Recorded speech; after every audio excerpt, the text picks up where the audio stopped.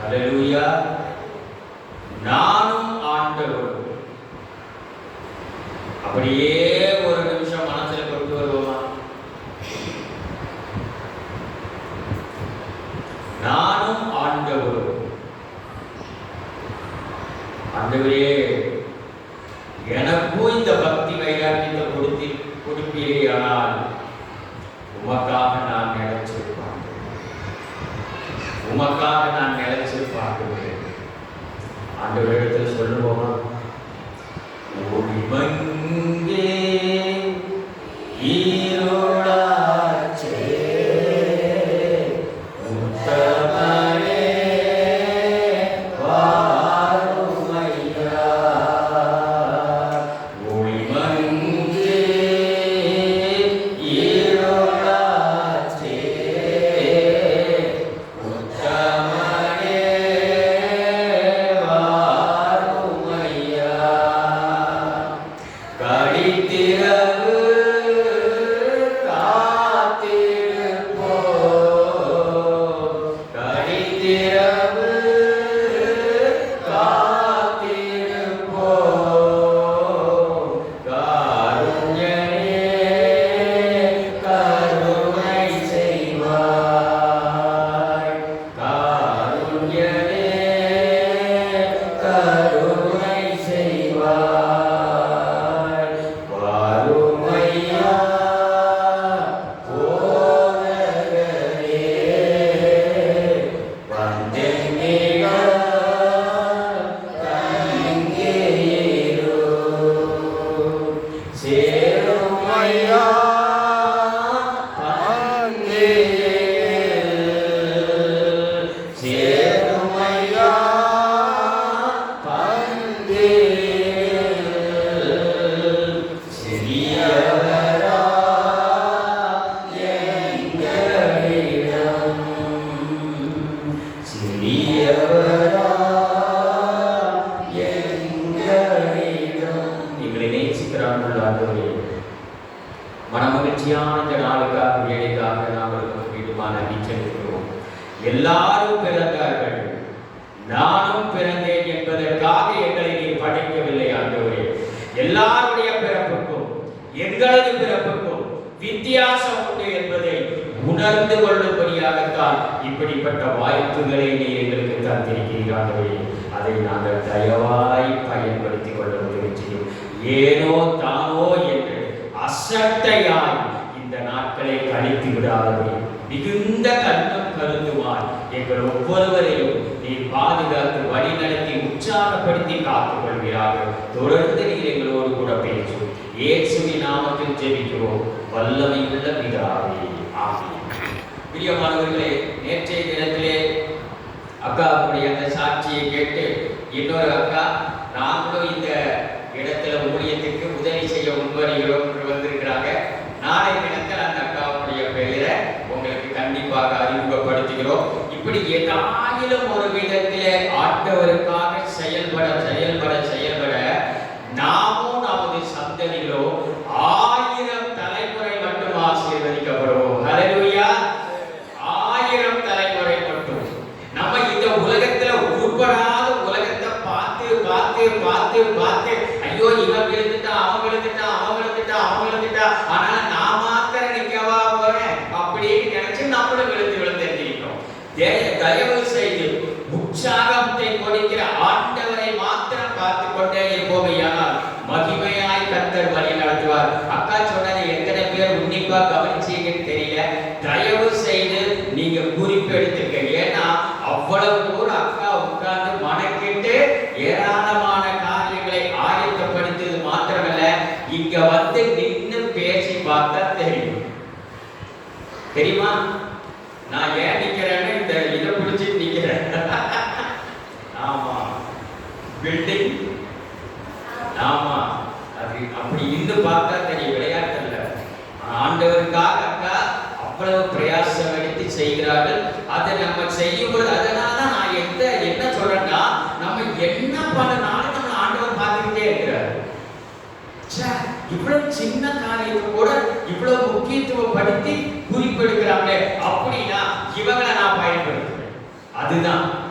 இவனுக்கு ஒன்றும் விளங்க, தலையிலே கொண்டு இல்லை. இவர் சொன்னதே ஏறலைனா ஆண்டவர் கண்டு புரிய மாட்டார். கடைசி வரைக்கும் அப்படியே தான் போகக்கூடிய. தயவு செய்து கர்த்தருக்குள் உற்சாகம் அடைய வேண்டும். அதான் பைபிள் படி சரியான பொருள்.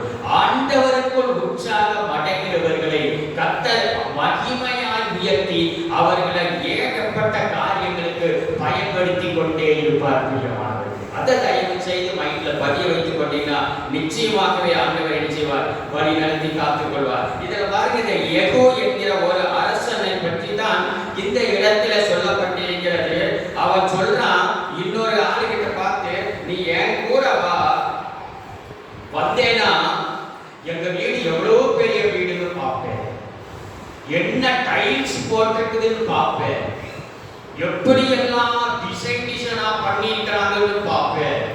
அல்லது எங்க வீட்டுல வா, நான் எவ்வளவு படிச்சிருக்கிறேன், என் பிள்ளைகள் எவ்வளவு படிச்சிருக்கிறேன். அல்லது எங்க வீட்டுக்கு வா, ஒரே நகையா பார்ப்பேன். நகையா தெரியுமா? வாழ்த்துக்கள்மா, ரொம்ப சந்தோஷம். நகைகளை ஏன்டா ஏறுதுன்னா எனக்கே தெரிய மாட்டேங்குது. சரி, பரவாயில்ல இல்லையா? பிரியமானவர்களே, பெருமையை ஆதிக்கு அடிபணிந்து இருக்கிற ஒரு உலகத்திலே இவன் சொல்றான், நீ எங்கிட்ட வந்தேனா வேற எதையும் பார்க்க மாட்டேன், எனக்குள்ள ஆண்டவருக்கு இருக்கிற அந்த வைராக்கியத்தை பார்ப்பாய். இதுதாங்க கிறிஸ்தவ வாழ்க்கை. இன்னைக்கு பார்த்து பார்த்தலாம், ஆனா பைப்படியில போனா அந்த சூப்பர். பைப்படியில தெரியுமா, அங்க ஒரு பாஷா வரும் இல்ல. ஆனா இப்ப கொஞ்சம் ஒழுத்து வச்சு எல்லா வீட்டுக்கு பைப்பு வந்ததுனால நாங்கெல்லாம் இருக்கிற காலத்துல அப்படிங்கப்பா எங்களுக்கு வேடிக்கையே அதுதான். குடிநீட்டி சண்டை, ஐயோ ஏகப்பட்ட பிரச்சனை இருக்கும். ஆனால் அதெல்லாம் போனதுனால தான் அது இப்ப டிவியில வந்து வீட்டுக்குள்ளேயே எல்லாம் இல்லையா? ஆனால் தயவு செய்து யோசித்து பாருங்கள் பிரியமானவர்களே, என்னோடு கூட வந்தா கர்த்தருடைய வைராக்கியத்தை பார்ப்பார். நம்ம கூட யாராவது சேர்ந்தா அவங்க எப்படி மாறுவாங்க? உங்களால் அதை சொல்ல முடியுமா? நம்மளால இல்லை. ஐயோ இந்த மாதிரியா அவ்வளோதான் அப்படின்ட்டாங்க, முடிஞ்சது, சாட்சி போயிடுச்சு. தயவு செய்து யோசித்து பாருங்கள் பிரியமானவர்களே. நான் பக்தி வைராக்கியம் உள்ளவனாக இருக்கிறேன். இன்றைக்கு வைராக்கியம், சர்ச்சு வைராக்கியம் இருக்கு. எங்க சர்ச்சு தான் பாயிண்ட் டு பாயிண்ட். எங்க சொல்லுங்க, நீங்க எந்த சர்ச்சுக்கு வேணாலும் போங்க, தப்பே கிடையாது. நான் எந்த சர்ச்சுக்கும் எதிரில. ஆனா பெருமைக்கு எந்த சர்ச்சுக்கும் போகக்கூடாது. ஏன்னா ஒருத்தரும் பரலோகம் போக மாட்டான், யாரும் பரலோகத்துக்கு அனுப்பவும் முடியாது. சரிதானா? தயவு செய்து யோசித்து பாருங்கள் பிரியமானவர்களே. இந்த லெந்து காலங்கள் நம்மளுடைய வாழ்க்கையிலே ஒரு மகா பெரிய மாற்றத்தை நமக்குள்ளேயும், நமது குடும்பங்களுக்குள்ளேயும், பிள்ளைகளுக்குள்ளேயும், சந்ததிகளுக்குள்ளேயும் உருவாக்கியாகும் என்கிற ஒரு வைராக்கியத்தோடு நாம் அமர்ந்திருந்தோம் அப்படின்னா நிச்சயமா சொல்ற, இதோடு துக்க நாட்கள் முடிந்து போ. அல்லேலூயா. எல்லா துக்கமும் முடிஞ்சிடும். ஏன்னா ஆண்டவருக்கு யார் பயன்படுறாங்களோ அவங்களை எந்த பிரச்சனையிலிருந்து ஆண்டவர் வீட்டுக்கு கொண்டு வந்துடுவார். 2000வது ஆண்டில எபின் ஜெபசிங், விஸ்வவாணி அண்ணன் எபின் ஜெபசிங் அண்ணனுக்கு த்ரோட் கேன்சரை கண்டுபிடிச்சாங்க. அப்பதான் அவருக்கு கேன்சர்னு தெரியும். உடனே அவர் அந்த வருஷத்தினுடைய சமர்ப்பன் புக்கு பேக்ல வருது. சமர்ப்பன் புக்கில் அவர் எழுதுறார். அந்த வருஷத்துல என்னை கொண்டு போய் அங்க வெள்ளூர் ஆஸ்பத்திரியில அவருக்கு ஆபரேஷன் ஆச்சு. என்னை கொண்டு போய் படுக்க வச்சாங்க. தொண்டக்குழியிலிருந்து அடிவயிறு வரைக்கும் அப்படியே கிழித்து புத்தகத்தை திறக்கிற மாதிரி திறந்தாங்க. திறந்து பார்த்தா அப்படியே அந்த கிருமிகள் பயங்கரமா இருந்துச்சு. தொட்டா ஸ்ப்ரெட் ஆகி ஸ்பாட் அவுட் ஆகிடுவார். அதனால உடனே அப்படியே அழுங்காம மூடி வச்சு தச்சு 4 மாசம் மீறி போனா 6 மாசம் இருப்பேன் அப்படின்னு சொன்னார். இது எப்பன்னா 2011 எங்க ஸ்டாஃப் மீட்டிங்ல பேசும் பொழுது இதை சொல்றாரு. 2000 4 மாசம் அல்லது 6 மாசத்துல நான் உயிரோடு இருப்பேன் சொன்ன டாக்டர்கள் இன்னைக்கு 2011 வழி நடத்துகிறார். சொல்லிட்டு ஒரு வார்த்தை சொன்னாரு, அதுதான் என் காதுக்குள்ள அப்படியே ஈயத்தை காட்சி ஊத்துற மாதிரி. என்னன்னா, நாம ஆண்டவருக்கு பயன்படுவோம்னு நம்புனாரா, கேன்சர் அவங்க அப்பனே வந்தாலும் சரி ஒண்ணுமே அசைக்க முடியாது. அல்லேலூயா. ஆனால் அதே சமயம் நம்மளை வச்சு பிரயோஜனப்படாது அப்படின்னு மனசுட்டான மனசுறது என்ன தெரியுமா? ரொம்ப கொடுமைக்குரியமானவர்கள், பாவமா இருக்கும் மனசுறதுதான். ஏன்னா நம்பிக்கை துரோகம். உன்னை நம்பி நான் ஏகப்பட்ட காரியத்தை செய்யணும்னு நினைச்சேன். நேற்றைக்கு கூட நான் சொன்னதான் இல்லையா? நான் உன்னை முற்றிலும் கனிதரும் உயர் குல திராட்சை செடியாய் நாட்டிலே, நீயோ காட்டு கொடிகளில் ஆகாத கொடிகளாய் போனது, அல்லது கசப்பான பழங்களை தந்தது. எவ்வளவு ஏமாற்றம் தெரியுங்களா? என் பிள்ளை நல்லா படிச்சு வருவான்னு காலேஜுக்கு அனுப்புனா எஸ்கேப் ஆயிட்டான்னு வச்சுக்க, எப்படி இருக்கும் அந்த குடும்பங்கள்? பிரியமானவர்களே, அதுதான் யோகிதான சொன்னாங்க. உன்னால பிரயோஜனம் இல்லைன்னு ஆண்டவருக்கு தெரிஞ்சிருச்சு, அப்படி ஒரு யோசனை வந்துருச்சு அப்படின்னா இந்த ராத்திரியில தூக்கிடுவார். நம்முடைய ஆண்டவர் அன்புள்ளவர், பண்புள்ளவர், பாசம் உள்ளவர், நேசம் உள்ளவர், இரக்கம் உள்ளவர், எல்லாம் நல்லா தெரியும். ஆனா இன்னொரு பக்கம் அவர் பயங்கரமானவர். இன்னைக்கு திருச்சபைகளுக்கு தெரியும், திருச்சபைகளுக்கு எலெக்ஷன் டைம்ல ஆட்டம் போட்டு பயங்கரமா போலீஸ் ஸ்டேஷன் போய் கோர்ட்டு கேஸ் போலீஸ் ஸ்டேஷனை யார் உருவாக்குனாங்க தெரியுமா? மோசே உருவாக்குனார். மோசேயுடைய மாமனாருடைய ஆலோசனைப்படி மோசே உருவாக்கி, அங்க சின்ன கேஸ் எல்லாம் அங்க முடிச்சிருக்க, அதுக்கு கொஞ்சம் பெரிய கேஸ் இங்க கொண்டுவாங்க, அதுக்கு அடுத்த கேஸ் இங்க கொண்டுவாங்க, கடைசியில ஏங்கிட்ட கொண்டுவாங்க. இவர்தான் சுப்ரீம் கோர்ட்.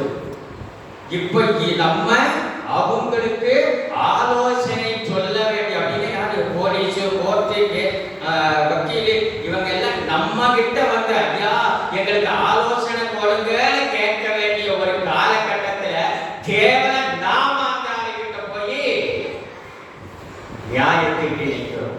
எவ்வளவு கேவலமாய் ஆண்டவரை சித்தரிக்கிறோம். நாம போறது ஒரு பக்கம் இருக்கட்டு, நம்மளுடைய ஆண்டவரை அவர்கள் கேவலப்படுத்துற அளவுக்கு நம்மளுடைய சூழ்நிலை ஏற்பட்டிருக்கிறது. கிறிஸ்தவம் தலைகுப்புற கவிழ்ந்து மகா கீழான நிலைமைக்கு போய்கொண்டிருக்கிறது. காரணம் என்ன? எந்த ஒரு பெற்றோருடைய வாழ்க்கையிலேயும் ஆண்டவரை பற்றின அந்த காரியங்கள் இல்லவே இல்லை. பிரியமானவர்கள், பக்தி வைராக்கியம் இல்லாமல் போய்விட்டது. வீட்டை பற்றின பெருமை, கார் இல்லையா, வேலை, வருமானம், நகை இல்லையா, நல்ல ஒன்றை யோசிச்சுக்கொள்ளுங்க. உங்களுக்கு எத்தனை 100 பவுன் 500 பவுன் வச்சுக்க தப்பே கிடையாது. ஆனா வெளியே வரும்பொழுது ஒன்னோ ரெண்டோ அளவா சிம்பிளா நீட்டா போட்டுவாங்க. ஏன்னா மற்றவர்கள் உங்களை பார்த்து ஏக்கம் அடையக்கூடிய விதத்தில் வைத்தால் அது பாவம். அவருக்கு கொடுத்திருக்கிறீங்களே ஆண்டவரே, நான் உங்களுடைய பிள்ளை தானே, ஏன் நீங்க இந்த சில பிள்ளைகள் விளையாட்டு பொழுது ஏதாவது ஒரு பொருளை உங்க பிள்ளைக்கு கொண்டு போய் கொடுக்கும் பொழுது மற்ற பிள்ளைகள் என்ன செய்யும்? நீங்க முயற்சி எடுத்து மிஷனரியை தாங்கிடுவோம் முயற்சி செஞ்சீங்கன்னா எத்தனை கோடி கடன் இருந்தாலும் அது உங்கள் கண்களுக்கு ஆச்சரியமாய் மாறும். பிரியமானவர்களே, இதை நான் அனுபவபூர்வமா சொல்ல முடியும். ஏன் அப்படின்னா, மிஷனரிகளை பற்றி ஏன் ஆண்டவர் அழுத்தம் திருத்தமா சொல்றாருன்னா, ஆண்டவராகிய இயேசு கிறிஸ்துவே பரலோகத்திலிருந்து பூலோகத்திற்கு அனுப்பப்பட்ட ஒரு மிஷனரி. மிஷனரினா இன்னொரு காரியம், அவங்களுக்கு எந்த பாதுகாப்பும் இருக்காது, எவன் வேணாலும் அடிப்பான். பரிதாபமான சூழ்நிலை. ஆனால் அவ்வளவு உயிரை பணயம் வைத்து ஊழியம் செய்கிறார்கள். அவர்களும் ஊழியம் செய்றாங்க.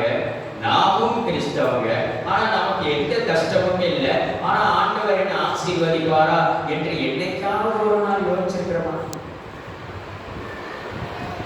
கஷ்டப்படாமல் வாழ்ந்த அந்த வாழ்க்கையில ஆசீர்வாதம் இருக்காது தெரியுமா? ஆசீர்வாதம் தயவு செய்து மைண்டில் பதிய வைங்க. ஆண்டவரை குறித்த பக்தி விளையாட்டு. எப்படியாகிலும் இந்திய தேசம் மீட்டெடுக்கப்பட வேண்டும், எப்படியாகிலும் என்னுடைய ஜனங்கள் மீட்டெடுக்கப்பட வேண்டும். இந்த மாற்றம் நமக்குள்ள உருவானதா திருச்சபைக்குள்ள ஒரு பெரிய மாற்றம் வரும். தயவு செய்து அது மனசுல பதிய வைத்துக் கொள்ளுங்கள். அல்லது அவன் காசை எடுத்து தின்னு ஓட்டான், இவன் இதை தின்னு ஓட்டான், அதை தின்னு ஓட்டான், கேவலமா இருக்கிறதே. தயவு செய்து அவங்க சாப்பிட்டா சாப்பிடுச்சு, யாரோ உங்களுக்கு தெரிஞ்ச அளவுக்கு சாப்பிட்டாலும் விட்டுருங்க. அதுக்குரிய காரியத்தை ஆண்டவர் மாற்றுவார். நாங்கள் இந்துச்சிலிருந்து வந்ததுன்னு சொன்னோம். கோயில் சொத்து புலனாசம் தெரியுமா? விளையாட்டு. எது நாங்க சொல்ற சாமி அது சாமியே இல்லை, ஆனா அதுக்கே அவ்வளவு பயந்திருக்கிறாங்க. ஆனா உண்மையான தேவன் எவ்வளவு பயங்கரமா இருப்பார் என்பதை யோசித்து யோசித்து பார்த்து வாழ வேண்டும், யோசித்து பார்த்து வாழ வேண்டும். ஆண்டவர் நம்மை குறித்து ஒரு பெரிய திட்டம் வைத்திருக்கிறார். நாம வைராக்கியமா இருக்கணும். கர்த்தருக்குரிய வைராக்கியத்தில் தான் இருக்க வேண்டும். பிரியமானவர்களே, எதை பற்றியும் வைராக்கியப்படக்கூடாது. ஒரு காலத்தில் என்னுடைய பிள்ளை ஸ்டேட் ஃபர்ஸ்ட், +2ல சென்ட்ரல் ஃபர்ஸ்ட். கொரோனா வந்துச்சு, சுத்தமா கவுத்துச்சு. தெரியுமா உங்களுக்கு? கொரோனாக்கு அப்புறம் படிப்பே இல்லை. மனுஷன் எதையெல்லாம் பெருசுன்னு நினைச்சானோ அதெல்லாம் ஆண்டவர் மண்ணுக்குள்ள தள்ளினார். ஏன்னா ஸ்டேட் ஃபர்ஸ்ட் சென்ட்ரல் ஃபர்ஸ்ட் எடுத்துட்டா பெரிய ஆளா மாறின மாதிரி அப்படி ஒரு காரியம். ஆண்டவர் இல்லாம நீ என்னத்தை செஞ்சாலும் பிரயோஜனம் இல்லை, தூக்கி வீசு.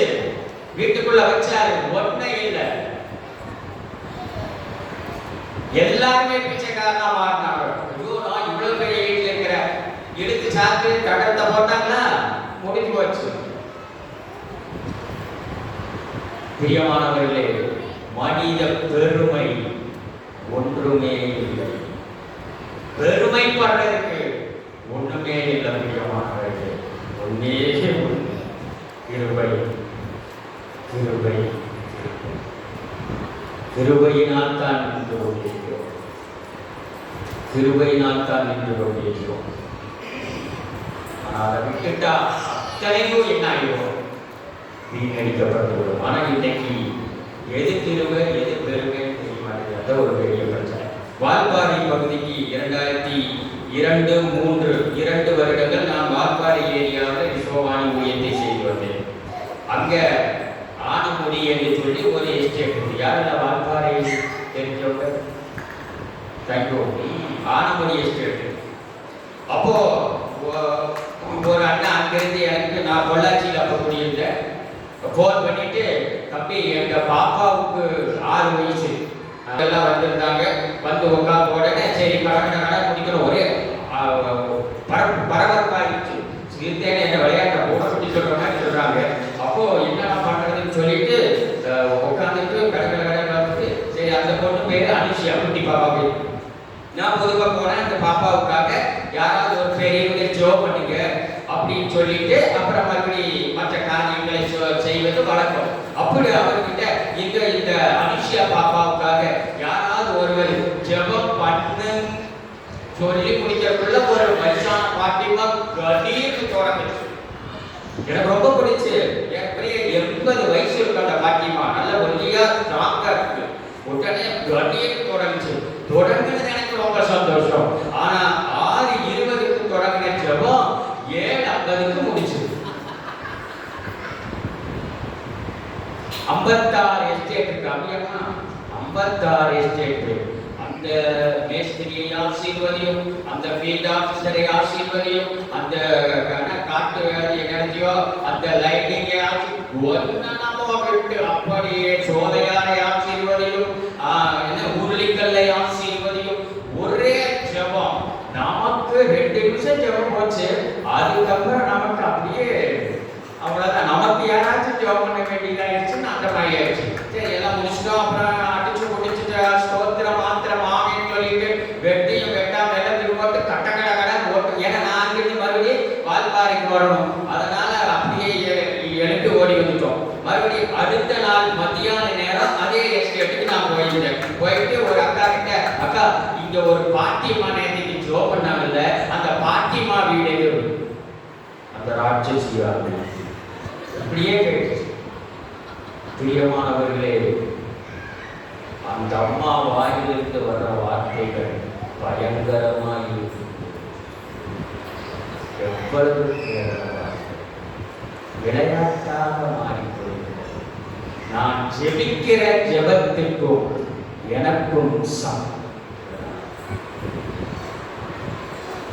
ஏன் கர்த்தர் மேல வைராக்கியம்?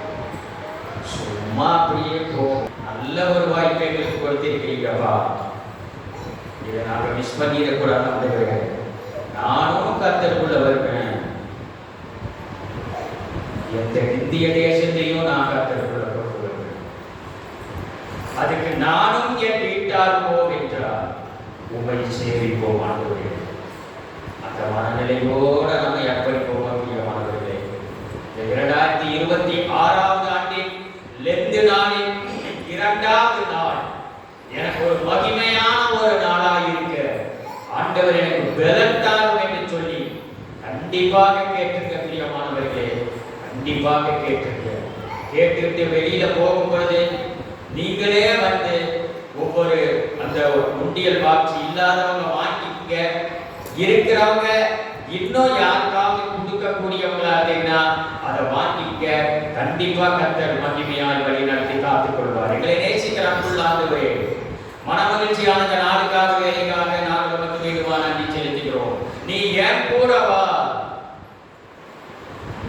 கர்த்தருக்காக எனக்கு இருக்கிற பக்தி வைராக்கியத்தை பார்ப்பேன். ஆண்டவரே, எங்க குடும்பத்தை பத்தி இப்படி ஒரு சாட்சி எப்பவும் இருக்கட்டும் ஆண்டவரே, எப்பவும் இருக்கட்டும் ஆண்டவரே. ஒரு காலத்துல ஓடி ஓடி ஆண்டவர் அல்லது ஆலயம் ஓடினாங்க. இன்னைக்கு பார்த்தா உலக பிரகாரமா ஓடிட்டு இருக்கிறாங்களே, கேவலமான வாழ்க்கையை நாங்க வாழ்த்தக் கூடாது ஆண்டவரே. ஒரு காலத்துல ஆண்டவர் ஓடினவன் இன்னைக்கு சாராய கடையில உட்கார்ந்து இருக்கிறானே சொல்லி கேவலமா எங்களை பற்றின சாட்சி வந்துடக்கூடாது ஆண்டவரே. பரிசுத்தமாய் பரிசுத்தமாய் பரிசுத்தமாய் நீர் விரும்புகிற பரிசுத்தத்தோடு எங்களையும் எங்களது குடும்பத்தையும் பிள்ளைகளையும் சந்ததிகளையும் மகிமையாய் நடத்தி கொடுத்து ஆசீர்வதித்து காத்துக் கொள்கிறார்கள். உண்மையிலே இந்த 2 நாளும் வந்த எங்கள் அத்தனை பேரையும் பாக்கியவான்களாய் நீர் வழி நடத்தும் ஆண்டவரே. ஒருவேளை ஆண்டவரே வேலை நிமித்தமோ ஆண்டவரே மிகுந்த அலுவல்கள் நிமித்தமோ வர முடியாவிட்டால் அவர்களை நீர் ஆசீர்வதியும். ஆனால் வேண்டுமென்றே வராமல் இருந்தால் அவர்களோடு நீ பேசும் ஆண்டவரே. கர்த்தர் அப்படிப்பட்ட கிருபையை தொடர்ந்து ஆசீர்வதித்து மகிமையாய் நீர் எங்களை வழி நடத்தி காத்துக் கொண்டு உற்சாகப்படுத்துகிறார்கள். நாளை தினத்திலே ஆண்டவரே, இந்த உயிரோடு எழுந்த ஆண்டவரே நாள் ஆண்டவரே எப்பொழுதுமே ஞாயிற்றுக்கிழமை என்பது அந்த நாளிலே உமது பாதத்திலே நாங்கள் வரும் பொழுது எங்களை மிகுந்த உற்சாகமாய் எங்களை வழி நடத்தி காத்துக் கொண்டு பலப்படுத்த வேண்டுமா? இயேசுவின் நாமத்தில் ஜெபிக்கிறோம் வல்லமையுள்ள பிதாவே, ஆமென்.